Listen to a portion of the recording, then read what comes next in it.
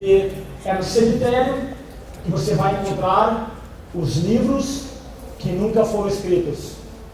Você vai encontrar as relações pessoais que nunca foram criadas.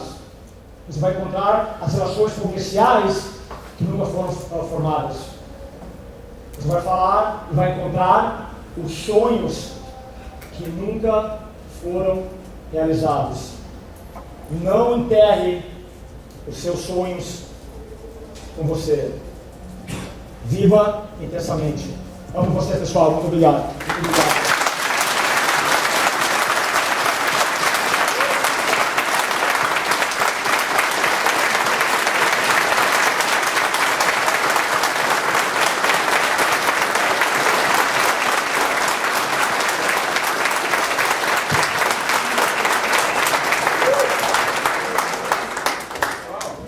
Hoje, dia 8